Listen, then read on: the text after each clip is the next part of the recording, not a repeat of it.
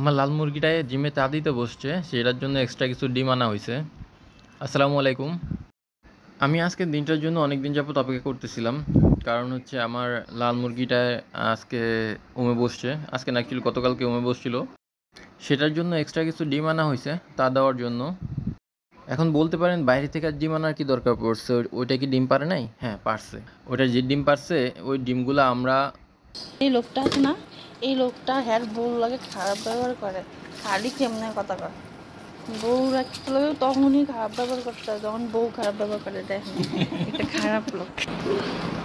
বাড়ি বাড়ি अंडे तेरा तर कमाल है, बारी बारी अंडे तेरा के कमाल है, तेरा चेहरा चेहरा अंडे अंडे, 1 अंडे 200, 300, 400, 500, 600, 700, 900, 1000, no, 100, 500, 100.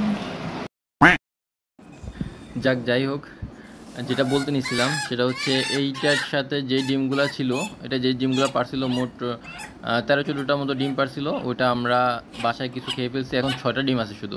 তাই ভাবলাম এটা যেহেতু দেবো, মানে ডিমের টা দেবো, হ্যাচিংয়ে বসাবো আর কি, তাই এক্সট্রা কিছু ডিম এনে নেই, যাতে করে ছোট হলেও একটা ব্যাচ পাই। আমার মুরগির যে ডিমগুলো আছে ওগুলোতে আমি মার্কার দিয়ে মার্ক করে নিলাম।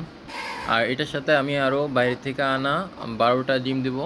ওগুলো আমি আগে ডেটল পানি দিয়ে ধুয়ে স্যানিটাইজ করে নিয়েছি। অ্যাকচুয়ালি ধুয়ে না, কাপড় ভিজিয়ে ওটা ভালো করে মুছে দিছি, যাতে করে ওটার সাথে কোনো জীবাণু থাকলে ওটা চলে যায়। অ্যাকচুয়ালি ছিল কিছু ডিম ছিল যেটার সাথে রক্ত লেগেছিল, কিছু ডিমের সাথে ময়লা লেগেছিল। এটা ঠিক না, এটা আমার মুরগির সমস্যা হতে পারতো, সেজন্য আমি আগে স্যানিটাইজ করে নিছি। তারপর আমি ওই ডিমের সাথে একসাথে দিয়ে দিলাম, যাতে করে মুরগিটা ভালোভাবে তা দিতে পারে। আর আশা করা যায় জীবাণুর পরিমাণটা অনেক কমে গেছে, আর মুরগিটা অসুস্থ হবে না। বাইরের কোনো কিছু যেগুলো আপনার খামারের না, আপনার ফার্মের না, ওই সব জিনিস বাইরে থেকে যাই আনেন, পুরনো কিছু যদি অন্য খামার থেকে আনেন, তাহলেও যদি জীবন্ত প্রাণী বা পাখি হয়, সেটাকে আগে কোয়ারেন্টিনে রাখতে হবে, কমপক্ষে 10-15 দিন কোয়ারেন্টিনে রাখতে হবে। আর যদি ডিম দেন, তাহলে সেটাকে ভালো করে স্যানিটাইজ করে নিতে হবে।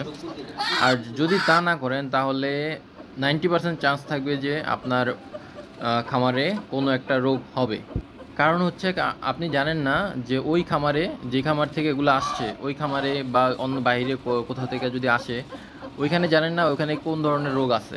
ওই রোগগুলা আপনার যদি ওই জিনিসগুলো যদি আপনি ইউজ করেন, তাহলে আপনার খামারে ওই রোগগুলো ছড়াইতে পারে।